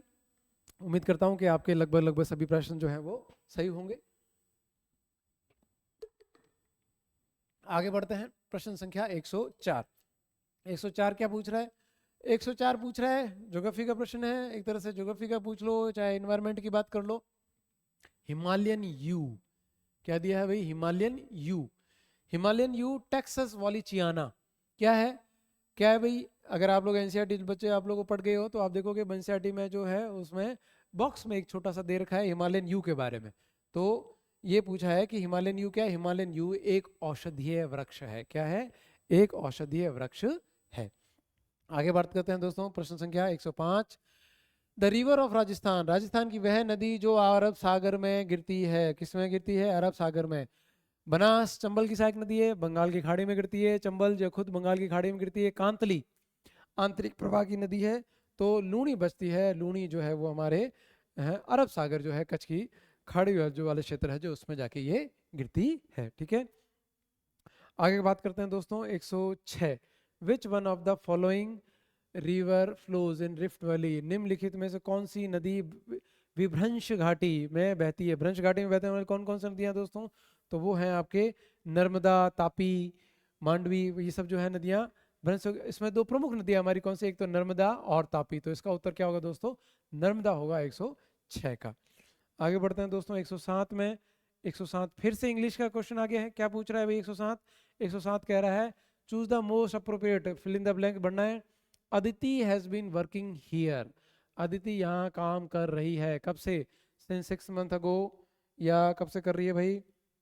अपने क्या पूछा है? फॉर 6 मंथ, 6 मंथ बिफोर, या 6 मंथ सिंस 6 मंथ। तो इसका जो उत्तर होगा दोस्तों वो होगा 107 का C option, for 6 month. Aditi यहाँ 6 माह से काम कर रही है। 108 ये भी फिल इन द ब्लैंक का है। क्या पूछ रहा है? The old houses in town dash unsafe by the authority, क्या है कि जो पुराने शहर में जो शहर के जो पुराने घर हैं वो अथॉरिटी द्वारा असुरक्षित डिक्लेयर कर दिए गए हैं। तो क्या किया? Have been declared unsafe by the authority. तो इसका ऑप्शन क्या होगा? 108 का ऑप्शन नंबर बी होगा। फिर से एक और फिल्म दिया है, ब्लैंक आ गया। 109 में क्या पूछ रहा है? 109 में बात कर रहा है चूज द मोस्ट अप्रोप्रिएट, क्या है? Dash postman's little boy said that he had rather be dash dentist than dash cardiologist because dash dentist don't get called out at night. तो ये भाई कह रहा है कि मैं जो है डेंटिस्ट बनना बनना पसंद करूंगा, ना कि कार्डियोलॉजिस्ट, मतलब हार्ट के रोगों का डॉक्टर नहीं बनना चाहूँगा, क्योंकि डेंटिस्ट को है वो कम से कम रात में तो नहीं बुलाते, कार्डियोलॉजिस्ट हार्ट के तो कभी भी आ सकता है, कभी भी बुला सकते हैं। तो इसका क्या ऑप्शन होगा भाई? इसका ऑप्शन होगा ऑप्शन नंबर बी। क्या पूछा है? A postman little boy, postman का छोटा बच्चा क्या कहता है कि he had rather be the dentist, क्या बनना चाहेगा? Dentist then the cardiologist, because a dentist don't get called out at out night. तो इसमें एक्स में कुछ नहीं होगा, तो इसका होगा ऑप्शन नंबर आपके बी 109 का। आगे बढ़ते हैं दोस्तों, बात करते हैं 110 के बारे में। 110 पुनः जो है आपके स्टैटिक का प्रश्न है, ये स्टैटिक्स का सांख्यिकी का प्रश्न है। क्या कह रहा है? यदि संख्याओं कौन सी 24, 34, 46, 48, 2x प्लस 1, 4x प्लस 3, 105, 110, 114, 123 को बढ़ते क्रम आरोही क्रम में लिखा जाए और उनकी माध्यमिका क्या है, कितनी है भाई? माध्यिका जो है वो है, माध्यिका है वो है 77, तो x का मान कितना होगा? तो दोस्तों x का मान होगा 25। 110 का उत्तर क्या है? 25। आगे बढ़ते हैं दोस्तों, क्या पूछ रहा है गणित में? किसी राशि को जब साधारण ब्याज पर दिया गया तो उसमें 5 वर्षों में 50% की वृद्धि होगी। उसी दर से 15,000 तक 3 के बाद, क्या पूछा है? 15,000 तक 3 के बाद जो चक्रवर्ती ब्याज का क्या होगा? अच्छा, 3 साल के बाद ही पूछा, 3 वर्षों के बाद, तो इसका चक्रवर्ती ब्याज क्या होगा? तो दोस्तों इसका उत्तर क्या होगा? 111 का। 111 का उत्तर होगा ऑप्शन नंबर सी, 4,965। ठीक है दोस्तों। आगे बढ़ते हैं। ये आ गया भाई अपने अर्थव्यवस्था को बूंद देने के लिए, अपने आ गया क्वेश्चन आर्थिक समीक्षा से। क्या पूछ रहा है? अर्थव्यवस्था को बढ़ावा देने और राज्य सरकार से मंजूरी लेने के लिए राजस्थान सूक्ष्म लघु और मध्यम उद्यम प्रस्थापना एवं प्रवर्तन सुकरीकरण संशोधन अधिनियम 2023 ने एमएसएमई को छूट की अवधि बढ़ा दी है। तो छूट की अवधि कितनी बढ़ा दी है दोस्तों? छूट की अवधि बढ़ा दी है 3 से 4 वर्ष। कितनी बढ़ा दी है? 3 से 4 वर्ष। तो ऑप्शन नंबर डी। बात करते हैं आगे प्रश्न संख्या 113 की। क्या कह रहे हैं भाई? राजस्थान पंचायती राज अधिनियम RPRA कब लागू हुआ? तो ये हम सब जानते हैं, चिरपरिचित प्रश्न है। अप्रैल 1994 को लागू हुआ। कब हुआ? 23 अप्रैल 1994 को लागू हुआ। भारत में कब हुआ था? तो भारत को हुआ था 24 अप्रैल 1993 को। भारत में तो कब हुआ? 24 अप्रैल 1993 को। और उसमें ये कहा गया था कि ठीक है, 1 वर्ष के अंदर अंदर जो है आपको लागू करना है। तो हमने जो एक दिन पहले ही 23 अप्रैल 1994 का जो है वो इसको लागू कर दिया था 1994 का। तो इसका ऑप्शन क्या होगा सर? ऑप्शन होगा इसका सी। बात करते हैं दोस्तों आगे। ये आपके आगे कंप्यूटर से संबंधित प्रश्न क्या पूछ रहा है? कंप्यूटर से संबंधित पूछ रहा है इंटीग्रेटेड सर्किट आईसीज किस जनरेशन के कंप्यूटर से संबंधित है? तो आप सब लोगों को पता होगा भाई किस जनरेशन आईसी कब लगने लगे कंप्यूटर में? तो आईसी लगने लगे 3rd जनरेशन, तृतीय जनरेशन से संबंधित ये है क्या? Integrated circuit IC. आगे बढ़ते हैं दोस्तों, प्रश्न संख्या 115। क्या पूछ रहा है? निम्नलिखित में से कौन सी इंटेल कॉर्पोरेशन द्वारा निम्नलिखित प्रोसेसर पहले माइक्रो प्रोसेसर की ट्रांजिस्टर क्षमता है? क्या है कि जो अपना पहला माइक्रो प्रोसेसर है उसकी ट्रांजिस्टर क्षमता कितनी है दोस्तों? तो उसकी जो ट्रांजिस्टर क्षमता है वो है दोस्तों 2300। कितनी है? 2300। तो 115 का ऑप्शन होगा ऑप्शन नंबर बी। एक्सेल को निम्न में से कौन सा कमांड आपको अगली वर्कबुक विंडो पर ले जाएगा? कौन सा कमांड लगाओगे आप एक्सेल में अगली विंडो पर चले जाओगे? तो कौन सा लगाओगे दोस्तों? इसमें क्या लगाना पड़ेगा? इसमें लगाना पड़ेगा control plus F6 oblique tab, option number C. 116 का ऑप्शन नंबर सी। फिर अपना प्रश्न आ गया, ये आपके रीजनिंग से संबंधित प्रश्न है। क्या कह रहा है? कुछ लड़कियां एक पंक्ति में खड़ी हैं। कविता बाएं छोर से 11वें स्थान पर है, बबीता दाहिने छोर से 9वें स्थान पर है। यदि उनके स्थानों को एक दूसरे परस्पर बदल दिया जाए तो कविता बाएं छोर से 15वें पर आ जाती है। तो पंक्ति में कुल कितनी लड़कियां हैं? लो भाई, इतने से बात की, पूछा लास्ट में क्या कि कुल कितने हैं? तो कुल कितनी है भाई? 117 में बताया गया कि कुल है 23 लड़कियां। कितनी हैं दोस्तों? 23 लड़कियां हैं। 117 का ऑप्शन नंबर ए हो जाएगा। आगे बढ़ते हैं दोस्तों, प्रश्न संख्या 18। क्या पूछ रहा है 18? 18 कह रहा है कुछ विद्यार्थी एक ही दिशा में मुख करके खड़े हैं, एक साथ लाइन लगाए खड़े हैं भाई। यदि जॉन का स्थान बाईं ओर से 32वां है, कितना है? 32वां है। दाईं ओर से 15वां है, तो पंक्ति में विद्यार्थियों की संख्या कितनी है? इसमें भी पूछा है टोटल कितने हैं विद्यार्थी भाई? तो टोटल विद्यार्थी हैं दोस्तों, वो है टोटल विद्यार्थी आपके कितने हैं? 46। कितने विद्यार्थी हैं? 46 विद्यार्थी हैं।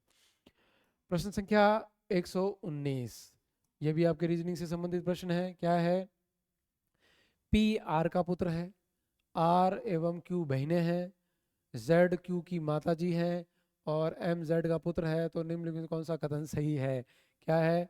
एम पी का मामा है, आर एवं बहनें हैं, क्यू पी की दादी नानी है, एम और पी मौसेरे भाई हैं। तो भाई क्या निकलता है इसका, बताइए ज़रा। 119 का जो ऑप्शन है वो है कि भाई एम है वो पी का मामा है। क्या है? एम जो है वो पी का मामा है। तो 119 का हो जाएगा ऑप्शन नंबर ए। ठीक है दोस्तों, आगे बढ़ते हैं और अब बात करते हैं प्रश्न संख्या 120 की। किसके बारे में पूछा है? भीलों के बारे में और गोविंद गुरु। ये तो अब देखो चर्चा में आने ही आने हैं, क्योंकि दक्षिण बांसवाड़ा जो है काफ़ी चर्चा में है जब से नई पार्टी बनी है बाप। ठीक है, और तो उसके बाद में जो है काफ़ी फिर से जो है ये चीज़ें क्षेत्र जो है वो वापस काफ़ी हद तक चर्चा में आ चुका है। ठीक है, बाप से संबंधित प्रश्न तो इस बार आरएस मेंस में भी पूछ लिया गया था। क्या पूछ रहे हैं? राजस्थान के भीलों और गोविंद गुरु के संदर्भ में गलत कथन कौन सा? असत्य कथन पूछा है। उन्हें हिंदू धर्मों में बनाए रखने के लिए भगत आंदोलन शुरू किया। क्या सही बात है? क्या अंग्रेजों को लगा कि गोविंद गुरु द्वारा चलाए गए सामाजिक सुधार आंदोलनों का उद्देश्य भील राज्य का निर्माण है?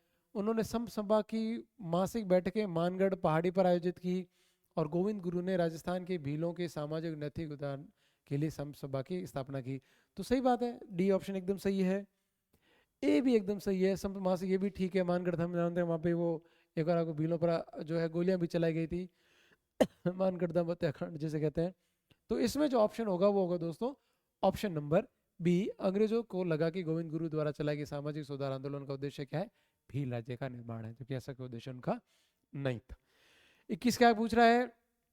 21 पूछ रहा है निम्नलिखित में से कौन सा स्टोरेज डिवाइस अधिकतम मात्रा में डेटा स्टोर कर सकता है? कौन सा करेगा दोस्तों भाई? सबसे ज्यादा कौन सा करेगा?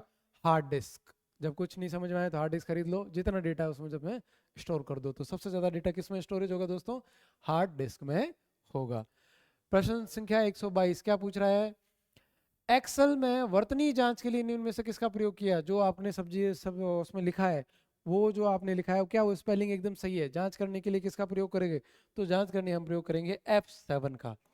किसका प्रयोग करेंगे? F7 का। तो 122 का क्या होगा दोस्तों? C option. 123 क्या पूछ रहा है?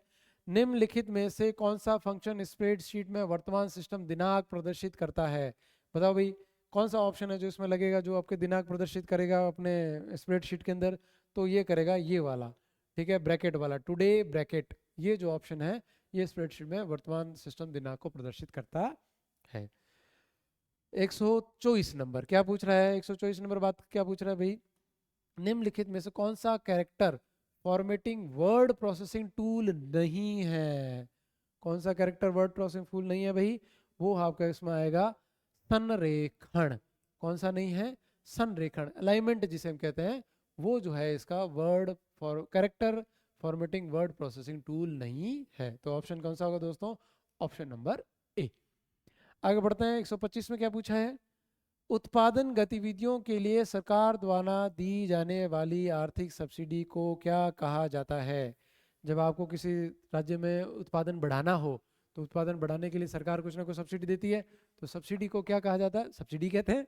तो उसको बढ़ाने की आर्थिक सहायता क्या कहा जाता है? सब्सिडी। तो 125 का ऑप्शन क्या है? Option number A, subsidy. बात करते हैं क्वेश्चन नंबर 26 की। क्या पूछ रहा है क्वेश्चन नंबर 26? वायु के आधिक्य की मौजूदगी में, साइंस का क्वेश्चन है, सल्फाइड अयस्कों को गर्म करने की क्रिया क्या कहलाती है? मतलब वायु है, वायु की मौजूदगी में आपने सल्फाइड अयस्क को गर्म कर दिया, तो इस प्रोसेस को क्या कहलाता है? इस प्रोसेस को कहता है रोस्टिंग, भर्जन। क्या कहा जाता है? भर्जन। तो 126 का होगा ऑप्शन नंबर ए। फिर आ गया एनोडीकरण, साइंस का क्वेश्चन आ गया दोस्तों। क्या पूछ रहा है? एनोडीकरण है क्या? क्या है भाई? धातु सतह पर मोटी ऑक्साइड की परत निर्मित करना, यही है। और क्या होगा? ये होगा, धातु सतह पर मोटी ऑक्साइड की परत निर्मित करना ही एनोडीकरण कहलाता है। ठीक है, चलो दोस्तों आगे बढ़ते हैं। प्रश्न संख्या 128 फिर से आ गया आपको साइंस का प्रश्न। देखो साइंस में क्या पूछ रहे हैं, निम्न ये 3 तत्व हैं ए बी सी के इलेक्ट्रॉनिक्स विन्यास क्रम क्या है भाई, ए का है 2 और 8, बी का है 2 और 8 7 और सी का है 2 8 और 2। तो इसमें क्या है, कौन सा कथन सत्य है, सही है, क्या पूछ रहे हैं, सही है। तो क्या है, बी एक धातु है, सी एक धातु है, बी एक अधातु है और सी एक धातु है और ए एक धातु है। तो कौन सा होगा दोस्तों, 128 का होगा ऑप्शन नंबर सी, बी एक अधातु है और सी एक धातु है। ठीक है, तो 128 का होगा ऑप्शन नंबर सी। 129 की क्या बात हो रही है, 129 फिर साइंस का प्रश्न है, दी गई अभिक्रिया में निम्नलिखित में से कौन सा अवशेप है, और कौन सा अवशेप है। तो ये पूरी अभिक्रिया है भाई, Na2SO4 bracket AQ plus BaCl2 bracket AQ, फिर इसमें प्रक्रिया होगी क्या होगा BSO4 और बन जाएगा 2NaCl।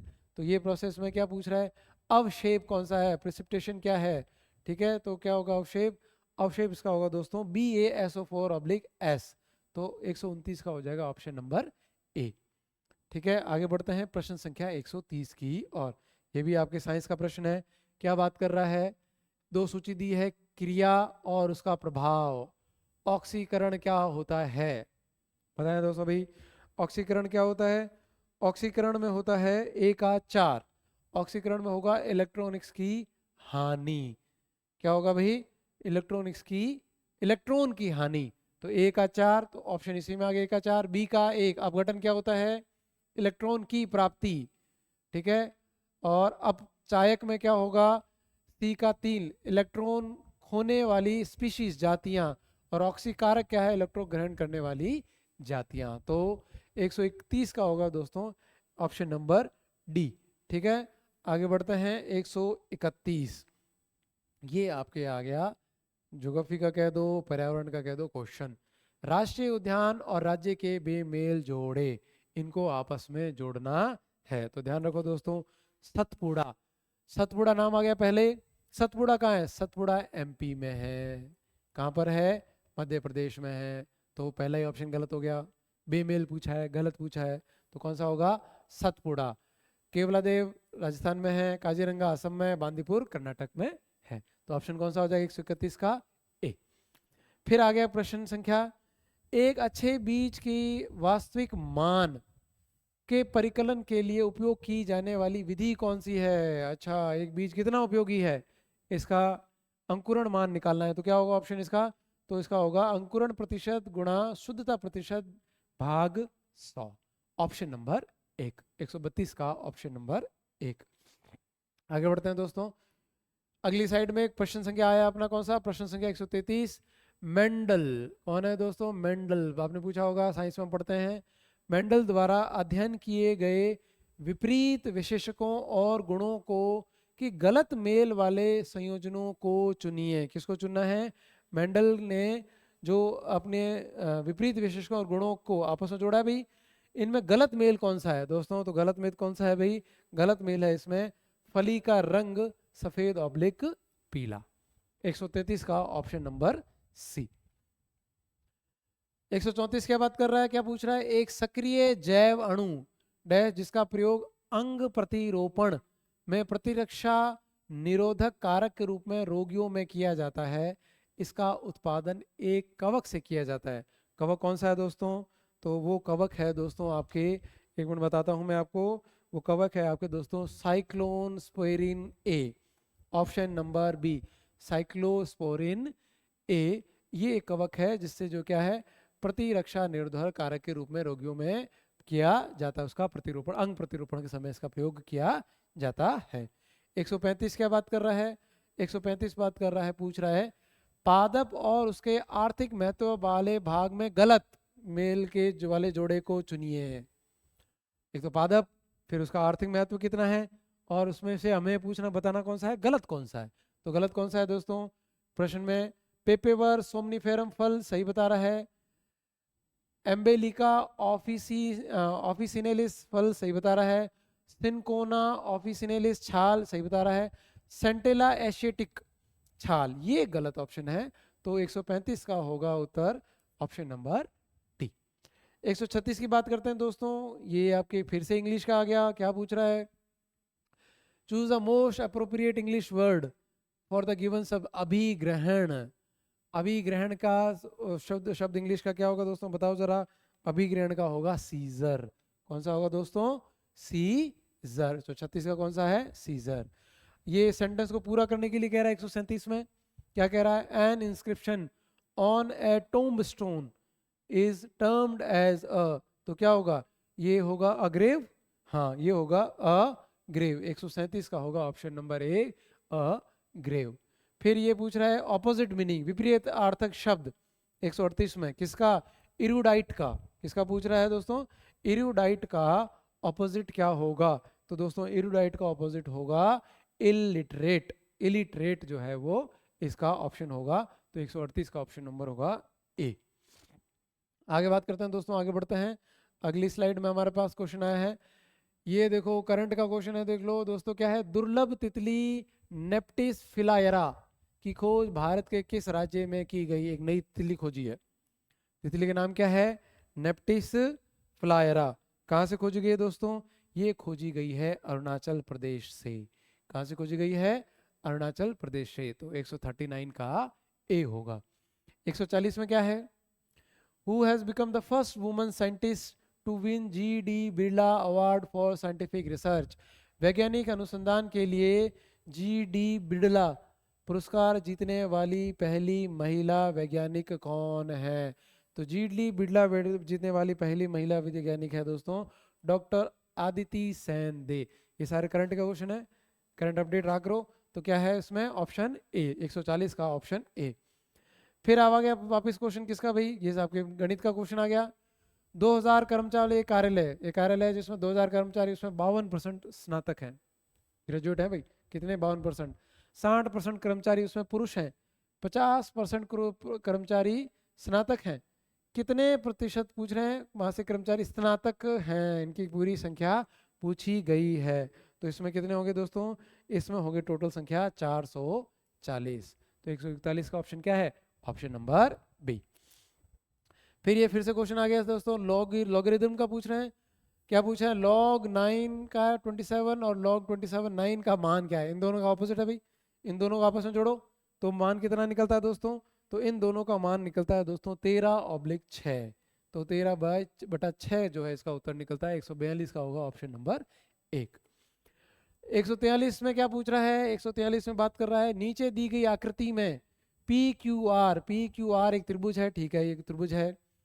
QR की इसने जो है PM के समानांतर है, QR एक दूसरे समानांतर है। यदि QR और PR बराबर है तब एंगल RPM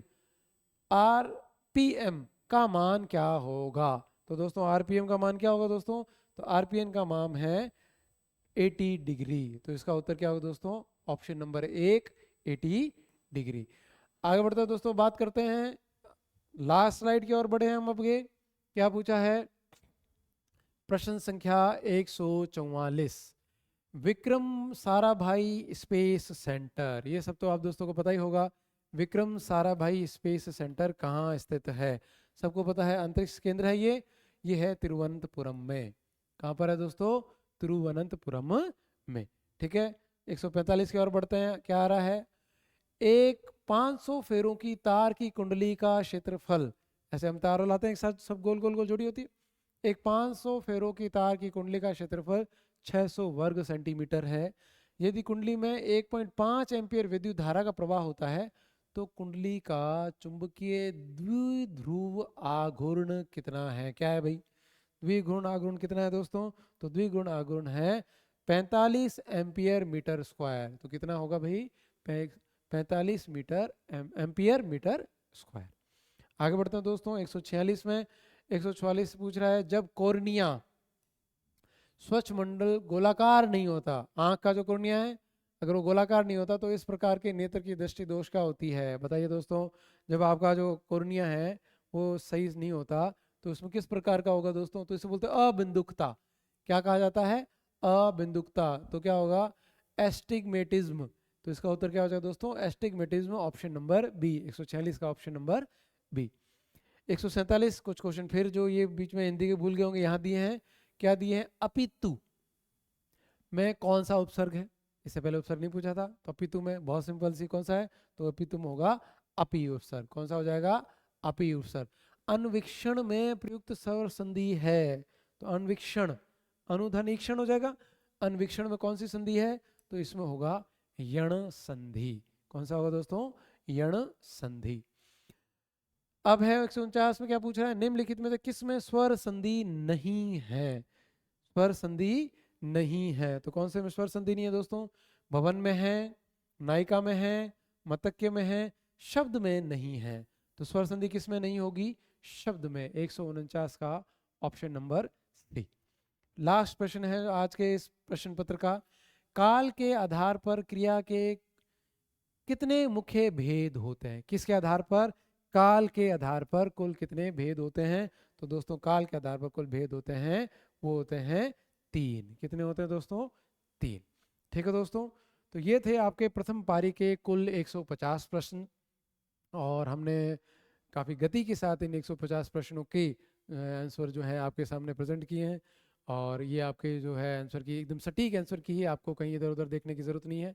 ठीक है दोस्तों, और मैं उम्मीद करता हूँ कि आप सब लोगों के जो हैं अधिक से अधिक प्रश्न जो है सही होंगे, और आप जो है आराम से अपनी इस आंसर की को मिलाकर शांतिपूर्वक आराम से आज सो जाइए, और आगे अपने नेक्स्ट जो भी आपका उद्देश्य है, जो भी आपका लक्ष्य है, उसके लिए नए जोश के साथ एक बार नई शुरुआत कीजिए। ठीक है दोस्तों, मिलते हैं फिर अगली पारी के पेपर के आंसर की के साथ। ठीक है, तो जुड़ जाइए। और ये अगर आपको चाहिए तो आप आगाज इंस्टीट्यूट बाड़मेर के जो टेलीग्राम चैनल है उससे जुड़िए, उसको आपके इसके आंसर की पूरी PDF जो है वहाँ उसका आपके ऊपर अवेलेबल मिल जाएगी। ठीक है दोस्तों, धन्यवाद।